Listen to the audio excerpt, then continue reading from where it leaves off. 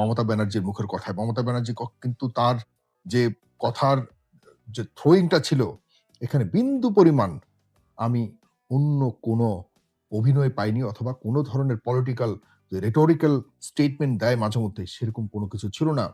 তিনি খুব স্পষ্টভাবেই তার দেশের নিরাপত্তা এবং আন্তর্জাতিক সম্পর্ককে মাথায় রেখে তিনি যেভাবে ইঙ্গিতপূর্ণ কথা বলেছেন যে শরীফ ওসমান হাদির যারা খুনি, তারা যখন ভারতে মেঘালয় সীমান্ত দিয়ে আহ, পার হয়ে গিয়েছে আমাদের ইন্টারিম গভর্নমেন্টের আমলে, আসছি আমি, কারা এর জন্য দায়ী, বাংলাদেশের পক্ষে কারা দায়ী সেটা আমি বলছি।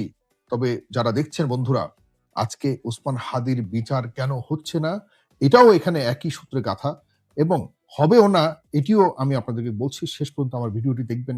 এটি শুধুমাত্র কথার কথা, আমি জীবনের ঝুঁকি নিয়ে আপনাদের সাথে এই কথাগুলি বলছি।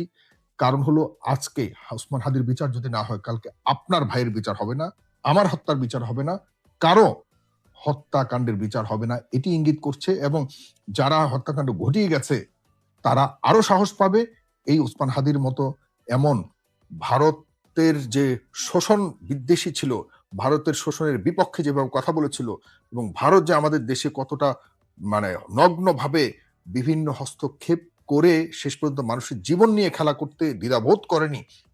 আমাদের বাংলাদেশে যে বিভিন্ন ধরনের মানুষের এরকম খুন করার প্রবণতাকে পর্যন্ত তারা নিয়ন্ত্রণ করে পরিকল্পনা মাফিক মানুষকে খুন করতে পেরেছে বা করার মতো সেই সক্ষমতা রেখেছে, এটি আমাদের দেশের জন্য ভয়াবহ একটি বিপদজনক ভবিষ্যতের ইঙ্গিত দিচ্ছে। মেঘালয় সীমান্ত পার হয়ে যেটি বলেছেন মমতা ব্যানার্জি, যে ওই পারে যাওয়ার পর স্বরাষ্ট্রমন্ত্রী ভারতের অমিত শাহ, যার সাথে পশ্চিমবঙ্গের সরকারের সাথে বিজেপি সরকারের সম্পর্ক একদম খুবই খারাপ এবং খুবই ভয়ঙ্কর, সেই অমিত শাহ বাংলাদেশের খুনির পক্ষে ফোন দিয়ে মমতা ব্যানার্জিকে বলতেছে, এই খুনি যে মেঘালয় হয়ে পশ্চিমবঙ্গে আপনার রাজ্যে এসছে, এটি যেন কোনোভাবে বাংলাদেশের মানুষ অথবা অন্য কেউ যাতে না জানে, এমন নির্দেশনা বলুন আর অনুরোধ বলুন তিনি করেছেন। স্পষ্ট যে ভারতের সরকার ওসমান হাদির কে হত্যার পেছনে সবভাবে পরিকল্পনা থেকে শুরু করে সবকিছুর মধ্যে তাদের হস্তক্ষেপ ছিল। কিন্তু কারা ঘটিয়েছে, বাংলাদেশের পক্ষে কারা এটা নিয়ে কাজ করেছে, এটা বুঝবার বাকি আছে, বুঝবার বাকি নাই। আপনারা জানান, কমেন্টে লিখুন কারা এই হত্যাকাণ্ডের পেছনে দায়ী, আপনারা লিখুন। এবং এটা কেন, কারণ হলো সরাসরি যে ভারতের আধিপত্যবাদের বিরুদ্ধে আমাদের ওসমান হাদি যে কতটা সোচ্চার ছিল, এবং তিনি বারবার ওসমান হাদি বলে গেছেন যে এদেরকে যদি আমরা আমাদের দেশ থেকে নিবারণ করতে না পারি, তাহলে আমাদের দেশের সার্বভৌমত্ব এবং গণতন্ত্র যতই 24 ঘটুক কখনোই তার জায়গায় বেশি দিন থাকবে না। এক হাদি চলে গেছে, লক্ষ হাদি কিন্তু সে তৈরি করে গেছে। হাদি ম্যাটার ছিল না, হাদির মুখ খারাপ ছিল, হাদি খুব খারাপ মানুষ ছিল, হাদি একজন অমানুষ ছিল, সব ঠিক আছে, কিন্তু হাদি ভারত নিয়ে যে কথাগুলি বলে গেছে সব কি ফেলে দেওয়ার মতো? হাদি কি নিজে কোনো রাজনৈতিক দলের কাছে বিক্রি গেছে? হাদি কি কোনোদিন বাংলাদেশের বিরুদ্ধে অবস্থান করেছে? হাদি কোনোদিন কি কোনো মানে সরকারের কাছে নিজের মাথা বিক্রি করেছে? আই মিন, কোন দলের কাছে মাথা বিক্রি করে শুধুমাত্র ক্ষমতার রাজনীতি করার কথা বলে গেছে? বলে যায়নি। আজকে যারা হাদির হত্যাকে, আমি গতকালকে অনেকদিন পর আমাকে একজন জিজ্ঞাসা করছে, ভাই হাদি হত্যাকাণ্ডের বিচারের খবর কি? আমি গতকালকে দেখেন কি কাকতালীয় একটা ম্যাটার, অনেকদিন পর গতকালকে আমি হাদি হত্যাকাণ্ডের পর হাদির হত্যাকাণ্ডের বিষয়ে কম না হলো 50টা ভিডিও করেছে। আপনারা আমাকে কারা ফলো করছেন আমি জানি না, আপনারা দেখেছেন কিনা জানি না।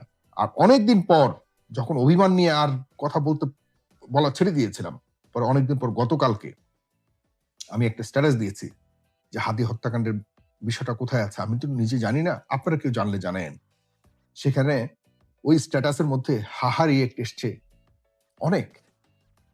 চিন্তা করছেন, মানে এটাই কি তার অপরাধ? সে সার্বভৌমত্বের পক্ষে কথা বলেছে। আর আওয়ামী লীগ যারা হাহা রিয়েক্ট দিয়েছেন, এই বাংলাদেশ কি আপনাদের না? এই সার্বভৌমত্ব কি আপনারা ওন করেন না? আপনাদের প্রতি আপনারা সেই যে বলছেন আপনাদের প্রতি অবিচার করা হচ্ছে, এই অবিচারের কারণগুলি কি কখনো রিয়ালাইজ করছেন এখনো পর্যন্ত? আজকে আপনার গায়ে আমি জানি না কতটুকু আঁচড় পড়েছে। আপনারা সবাই কিন্তু নিজ থেকেই অনেকে পলাতক রয়েছেন। আপনাদের গায়ে যখন হাদির মতো এরকম আপনার পরিবারের কারো উপরে এমন হত্যাকাণ্ড হবে, আপনি কিভাবে এটাকে নিবেন? তখন কি আপনি এভাবে আপনার মানে আপনার পরিবারের কারো হত্যাকাণ্ডের খবরের উপরে যদি মানুষ হাহা রিঅ্যাক্ট করে, আপনার কেমন লাগবে? আমি জানি না। আজকে হাদিকে হত্যাকাণ্ডের মাধ্যমে আমি যেহেতু আ মমতা ব্যানার্জি স্পষ্ট করে বলেছে যে, কারো যদি নাম বলি তাহলে বাংলাদেশে পুরা মানে অনেক বড় ধরনের বিস্ফোরণ ঘটে যাবে। এ কথার মানে কি? মমতা ব্যানার্জিকে বলতে চাই, মমতা ব্যানার্জি আপনার প্রতি আমাদের বাংলাদেশের মানুষের যথেষ্ট ভালোবাসা রয়েছে। অনেক ভালোবাসা আছে। কারণ আপনি আপনার রাজ্যে মুসলিম, হিন্দু সবাইকে নিয়ে আপনি একটি সুন্দর পরিবেশ নিয়ে থাকার চেষ্টা করেছেন। আপনার এখানে হয়তো পলিটিক্যাল আ স্ট্যান্ড বাজি থাকতে পারে।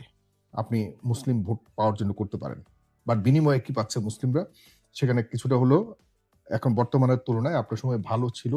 থাকার সম্ভাবনা আছে বলেই বাংলাদেশের মুসলিমরা হয়তো ভোট দিতে পারে না কিন্তু মনস্তাত্ত্বিকভাবে আপনাকে সবসময় সমর্থন দিয়ে যাওয়ার চেষ্টা করেছে।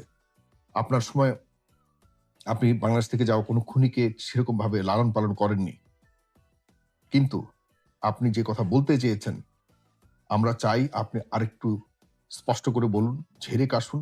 আপনার কাছ থেকে আমরা চাই বাংলাদেশের এই ঐতিহাসিক একদম দেশ কাঁপানো হত্যাকাণ্ডের পেছনে কাদের হাত ছিল আপনি স্পষ্ট করুন।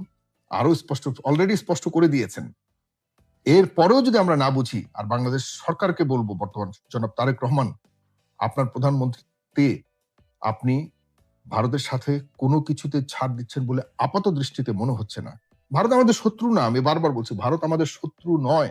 কিন্তু ভারতের কোনো অধিকার নাই আমাদের বাংলাদেশের আভ্যন্তরীণ বিষয়ে নাক গলিয়ে আমাদের দেশে গণতন্ত্রকে অ তাদের হস্তগত করে আমাদের সার্বভৌমত্বকে প্রশ্নবিদ্ধ করা, আমাদের রাজনীতিকে নিয়ন্ত্রণ করা কোনো অধিকার কোনোভাবেই নেই। সাবধান। আমরা ঘুরতে যাব। তোমাদের ওখানে গিয়ে আমরা টাকা খরচ করব। আমরা যাই না? আমি আমেরিকা, কানাডা থেকে সারা বিশ্বে ঘুরি। আমরা আমাদের পকেটে পয়সা আছে। আমরা পয়সা দিয়ে ঘুরতে যাই। তোমাদের এখন ২ পয়সা খরচ করলে সেটা ট্যাক্স দিয়ে তোমাদের সরকার চলে। তোমরা ভালো থাকো ওই দেশের মানুষ। আমরা আমরা একই পুরো ভারতের আমরাও অংশীদার ছিলাম। আমরাও আ ইস্ট ইন্ডিয়ার অংশীদার ছিলাম। আমরাও ব্রিটিশ কলোনাইজেশন এর অধীনে ছিলাম। এরপর আমরা তোমাদের ওই ভূখণ্ডকে ছেড়ে আমরা আলাদাভাবে এসছি। ওই অঞ্চল আমাদেরও। সুতরাং খুব সাবধানে কথা বলতে হবে। আমাদের দেশের আভ্যন্তরীণ কোনো বিষয়ে হস্তক্ষেপ করার চেষ্টা করলে এটির ফলাফল কোনোভাবে ভালো হবে না। কোনোভাবেই না। আমি আজকে সরকারের কাছে অনুরোধ রাখতে চাই, জনাব তারেক রহমানের সরকারকে বলব, হাদির হত্যাকাণ্ডের বিচার নিয়ে আপনারা খোলাসা করুন। এটি ভয়ংকর একটি বার্তা ইঙ্গিত দিয়েছেন আ মমতা ব্যানার্জি।